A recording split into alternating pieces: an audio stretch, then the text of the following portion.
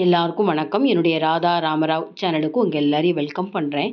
இந்த வீடியோவில் மாங்காய் ஜாம் எப்படி செய்யலாங்கிறத பார்க்க போகிறோம். மாங்காயில் நிறைய வெரைட்டிஸ் ரெசிபீஸ்லாம் செய்யலாங்க. ஆல்ரெடி நிறைய வீடியோ போட்டிருக்கேன். சுண்டான்னு ஒரு வீடியோ போட்டிருக்கேன். அது பார்த்திங்கன்னா வெயிலில் வச்சு நம்ம ஒரு வருஷம் யூஸ் பண்ணுற மாதிரி, இல்லை அடுப்பில் கிளறி யூஸ் பண்ணுற மாதிரி 2 விதமாக அந்த சுண்டா ரெசிபி போட்டிருக்கேன். இது மாங்காய் ஜாமுங்க. ஒரு வருஷம் வரைக்கும் நம்ம ஸ்டோர் பண்ணி வச்சுக்கலாம். தக்காளி தொக்கு மாதிரி தாங்க. நம்ம தக்காளி தொக்கை எப்படி சப்பாத்தி, இட்லி, பிரெட்டுக்கெலாம் தொட்டுன்னு சாப்பிடுவோமோ அதே மாதிரி இந்த மாங்காய் ஜாமையும் நம்ம இட்லிக்கு தொட்டு சாப்பிட்லாங்க. ரொம்ப டேஸ்ட்டாக இருக்குங்க. முக்கியமாக வீட்டில் ப்ரெக்னென்ட் லேடிஸ்லாம் இருந்தாங்கன்னா கண்டிப்பாக இதை நீங்கள் செஞ்சு கொடுங்க. அவங்களுக்கு ரொம்ப இஷ்டமாக சாப்பிடுவாங்க. ட்ராவலுக்கு கொண்டு போகிறதுக்கு ரொம்ப சுலபமாக இருக்குங்க. சப்பாத்தி மேலே இந்த மாங்காய் ஜாமை அப்ளை பண்ணி நல்லா ரோல் பண்ணி லஞ்ச் பாக்ஸில் கூட கொடுக்கலாங்க. குழந்தைங்களாம் ரொம்ப விரும்பி சாப்பிடுவாங்க, யங்ஸ்டர்ஸ் எல்லாருமே. இதே போல் ப்ரெட்டை நம்ம டோஸ்ட் பண்ணாமல் அப்படியே எடுத்துட்டு இந்த மாங்காய் ஜாமை அப்ளை பண்ணி நல்லா உப்பு, காரம், புளிப்பு, இனிப்போட ரொம்ப நல்லா இருக்குங்க. இந்த டேஸ்டான மாங்காய் ஜாம் எப்படி செய்யலாங்கிறத பார்க்குறதுக்கு முன்னாடி இது வரைக்கும் என்னோடய சேனலுக்கு சப்ஸ்கிரைப் பண்ணாத வியூவர்ஸ் உடனே சப்ஸ்கிரைப் பண்ணி பக்கத்தில் இருக்க பெல் பட்டன் ப்ரெஸ் பண்ணிங்கன்னா நான் போடுற புது வீடியோ உங்களுக்கு நோட்டிஃபிகேஷனாக கிடைக்கும். மாங்காய் ஜாம் எப்படி செய்யலாங்கிறத பார்க்குறதுக்கு முன்னாடி இந்த ரெசிபி எந்த ஸ்டேட்ஸில் ரொம்ப ஃபேமஸ்ன்னு சொல்லி பார்த்தீங்கன்னா முழுக்க ஒரு ராஜஸ்தான், குஜராத்தில் செய்யக்கூடிய ரெசிபி. ஒரு வீடியோ பார்த்துட்டு பாருங்கள், பாதி மாங்காய் தாங்க எடுத்து செஞ்சு பார்த்தேன். அவ்வளோ நல்லா இருந்தது. அதனால் நீங்கள் எப்போதுமே புதுசாக ஒரு ரெசிபி ட்ரை பண்ணி பார்க்குறீங்க அப்படின்னா அது என்னோடய வீடியோன்னு கிடையாது. நீங்கள் எந்த வீடியோ பார்த்து ட்ரை பண்ணாலும் முதல்ல கொஞ்சமாக செஞ்சு பார்த்துட்டு பிடிச்சிருந்தா அதிகமாக செய்யுங்க. நல்லா விளைஞ்ச மாங்காய், இது வந்து எங்கள் வீட்டிலேயே காய்ச்ச மாங்காய், நீலம் வெரைட்டி. ஒரு 300 கிராம் அளவுக்கு இருக்குங்க. அதனால் மேலே இருக்க அந்த காம்பு எடுத்துட்டு முதல்ல தோல் எடுத்துக்கணும். எந்த வெரைட்டி மாங்காய் வேணாலும் எடுத்துக்கலாம். கிளிமூக்கு மாங்காய் ரொம்ப சுலபமாக எல்லா இடங்கள்லையுமே கிடைக்கிது. தொக்கு மாங்காய் எது வேணால் நீங்கள் எடுத்துக்கலாம். தோல் எடுத்ததுக்கப்புறம் பார்த்தீங்கன்னா செதிலாக நறுக்கிக்கலாம். துருவுறது அப்படின்னா ரொம்ப டைம் எடுக்கும். செதிலாக நறுக்கிக்கலாம். இதை நம்ம வந்து குக்கரில் வேக வைக்க போகிறோம். அதனால் துருவணுங்கிற அவசியம் இல்லை. இப்போ நான் நறுக்கிற மாதிரியே நறுக்கிக்கோங்க. ரொம்ப பெரிய துண்டமாக போடாதீங்க. இப்போ இந்த மாதிரி சின்ன பீஸாக நறுக்கி வச்ச அந்த மாங்காவை பார்த்தீங்கன்னா குக்கரில் ப்ரெஷர் ஃபேனில் டைரெக்டாக வேக வைக்க போகிறோம். இப்போ இதை குக்கரில் வேக வைக்கிறதுக்கு முன்னாடி 300 கிராம் நான் எடுத்துகிட்டு இருக்கேன்னு சொன்னேன். அதுக்கு 150 கிராம் சர்க்கரையோ இல்லை நாட்டு சர்க்கரை எடுத்துக்கலாம். இல்லைன்னா இப்போ நான் காமிச்ச மாதிரி ஒரு கப்பு 150 கிராம் உருண்டை வெல்லத்தை பொடி பண்ணி நல்லா கோபுரமாக ஒரு கப்பை எடுத்துட்டு தண்ணி விட்டு கரையை விட்டு வடிகட்டிக்கோங்க. ஏன்னா அந்த மாதிரி அச்சு வெல்லமும் உருண்டை வெல்லத்தில் கொஞ்சம் மண் இருக்கும். குக்கர் இல்லைன்னா ப்ரெஷர் ஃபேன் அடிகனமான பாத்திரமாக இருக்கணும். அதில் இந்த மாங்காவை சேர்த்துக்கலாம். இது கூட ஒரு 50 ml அளவுக்கு தண்ணி நம்ம சேர்த்துக்கணும். இது கூட நீங்கள் நாட்டு சர்க்கரைனா டைரெக்டாக சேர்க்கலாம். இப்போ நான் வந்து வெல்லம் கரைசலை சேர்த்துருக்கேன்.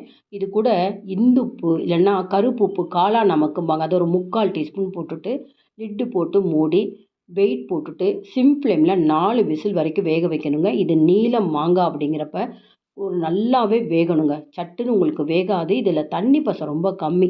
அதனால் நான் 5 விசில் வரைக்கும் வேக விட்டு ஸ்டீம் போனதுக்கப்புறம் சூடாக இருக்கிறப்பயே பார்த்தீங்கன்னா மேஷர் வச்சு நல்லா மசிச்சுக்கணுங்க. இது மிக்சிலலாம் போட்டு அரைக்க வேண்டாம். மசிச்சாலே போதும். ஆனால் சூடாக இருக்கிறப்ப மசிச்சாதான் நல்லா மசிக்க வரும்.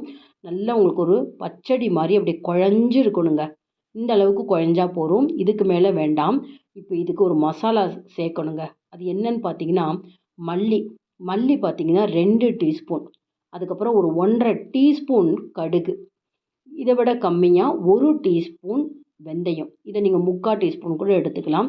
இதை வந்து வறுத்தும் சேர்க்கலாம். நான் வறுக்காமல் பச்சையாக பொடி பண்ணிட்டு நல்லா சூடான எண்ணெயை இது மேலே விடுறப்ப அதுவே நல்லா பொரிஞ்சா மாதிரி இருக்கும். இருந்தாலும் நீங்கள் தாராளமாக வறுத்து போடணுன்னாலும் 3த்தையும் சேர்த்து வறுத்து போடலாம். சோம்பு சேர்க்குறாங்க. நான் சோம்பு சேர்க்குறது எனக்கு பிடிக்காதுங்க.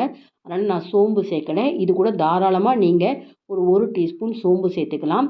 கடுகு, வெந்தயம்லாம் ப்ரிசர்வேட்டிவ். மாதக்கணக்கில் இது ஸ்டோர் பண்ணிக்கலாம் அப்படின்னு சொல்கிறாங்க. இப்போ இது எல்லாத்தையும் சேர்த்து பொடி பண்ணிக்கலாம்.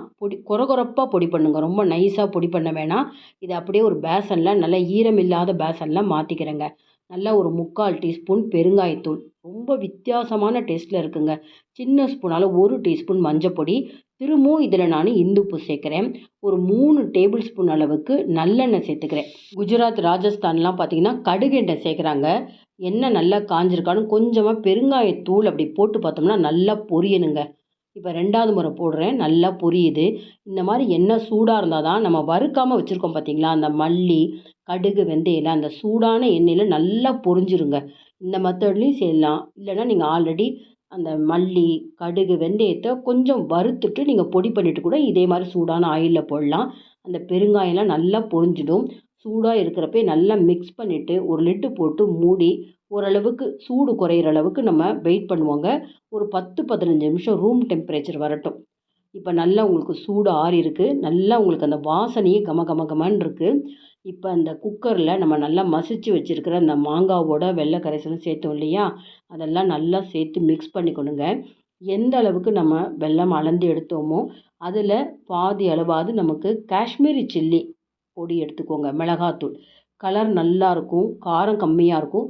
ஆனால் இது வந்து கொஞ்சம் உப்பு, நல்ல புளிப்பு மாங்காய் இருக்கணும். அதே போல் இனிப்பும் இருக்கணும். இந்த காரம் இருக்கணும். ரொம்ப நல்லா இருக்குங்க. நான் இதை கிட்டத்தட்ட செஞ்சு 15 நாள் ஆச்சு. இப்போ தான் நான் வீடியோ உங்களுக்கு போஸ்ட் பண்ணுறேன். 15 நாள் வரைக்கும் நான் வெளியே வச்சுருந்தேங்க. வீணாவே போகலை. ஆக்சுவலாக அவங்க சொல்கிறாங்க இது 1 வருஷம் வரைக்கும் வச்சு ஸ்டோர் பண்ணிக்கலாம். ஃப்ரிட்ஜில் வச்சு 1 வருஷம் யூஸ் பண்ணலான்னு சொல்கிறாங்க. நான் 15 நாள் வரைக்கும் வெளியில் வச்சுருந்தேன். எந்தவித ஃபங்கஸ் வரல. அந்த ஆயில் பார்த்திங்கன்னா அப்படியே மேலே கோட்டிங் ஆகிட்டு அவ்வளோ நல்லாயிருக்கு. அந்த கடுகு, வெந்தய பொடி இருக்கிறதுனால அது ஒரு ப்ரிசர்வேட்டிவ். இந்த ஸ்மெல்லெல்லாம் எங்களுக்கு பிடிக்காது அப்படின்னா கொஞ்சமாக சேர்த்துக்கோங்க. அதுக்காக தான் நான் கொஞ்சமாக செஞ்சு பாருங்கள். ஒரு பாதி மாங்காய் எடுத்து செஞ்சு பாருங்கள். பிடிச்சிருந்ததுன்னா எது உங்களுக்கு கூட வேணும்? மல்லி கூட வேணுமா? இல்லை உங்களுக்கு கடுகு, வெந்தய பொடிலாம் பிடிக்குதுன்னா அந்த அளவு சேர்த்துக்கலாம். கூட குறைச்ச அந்த ஸ்வீட் ஆகட்டும், காரம் எல்லாமே உங்கள் விருப்பத்துக்கு சேர்த்துக்கோங்க. ஆனால் செய்கிற மெத்தட் இவ்வளோதாங்க. பாருங்கள், கிட்டத்தட்ட நான் 15 நாள் வரைக்கும் தினமும் கிளறி அப்படியே இந்த பேசன்லேயே வச்சுருந்தேங்க. வீணாகவே போகலை. அவ்வளோ நல்லாயிருக்கு. இதை பாட்டிலில் ஸ்டோர் பண்ணிக்கலாம். இப்போ நான் முன்னாடியே சொன்ன மாதிரி இட்லி, சப்பாத்தி, ப்ரெட்டு எல்லாத்துக்கும் ரொம்ப நல்லாயிருக்கு. ட்ராவலுக்கு நீங்கள் சட்னிலாம் எடுத்துன்னு போகிறீங்கன்னா இந்த மாதிரி இந்த மாங்காய் அந்த ஜாமுன்னு சொல்லலாம், இல்லை சட்னி எடுத்துன்னு போங்க. எல்லா விதமான டிஃபன் ரெசிபிக்கு ரொம்ப நல்லாயிருக்கு. முக்கியமாக பார்த்தீங்கன்னா ப்ரெக்னென்ட் லேடிஸ்க்கு நீங்கள் என்ன தான் சாப்பாடெலாம் கொடுத்தாலும் அவங்களுக்கு குமட்டல் இருந்துகிட்டே இருக்கும். அதனால் இதை மாதிரி செஞ்சு வச்சுட்டு அவங்களுக்கு டிஃபன் கொடுக்குறப்ப சட்னியோடு சேர்த்தோ இல்லை சட்னிக்கு பதிலாக இந்த மாதிரி இந்த மாங்காய் ஜாமை கொடுத்து பாருங்கள். அவங்களுக்கு இந்த குமட்டல் இல்லாமல் இருக்கும். ரொம்ப ஆசையாக சாப்பிடுவாங்க. அவசியம் நீங்கள் இந்த மாங்காய் சீசன் இருக்கிறப்பே செஞ்சு பார்த்துட்டு கமெண்ட் பாக்ஸில் உங்கள் கமெண்ட்ஸ் போடுங்க, லைக்ஸ் கொடுங்க, ஃப்ரெண்ட்ஸ் அண்ட் ரிலேட்டிவ்ஸ்க்கு வீடியோவை ஷேர் பண்ணுங்கள். இது வரைக்கும் என்னோடய சேனலுக்கு சப்ஸ்கிரைப் பண்ணாத வியூவர்ஸ் உடனே சப்ஸ்கிரைப் பண்ணி பக்கத்தில் இருக்க பெல் பட்டனும் ப்ரெஸ் பண்ணிங்கன்னா நான் போடுற புது புது வீடியோ உங்களுக்கு நோட்டிஃபிகேஷனாக கிடைக்கும். இன்னொரு இன்ட்ரெஸ்டிங்கான ரெசிபீஸில் நம்ம பார்ப்போம். Thank you, viewers.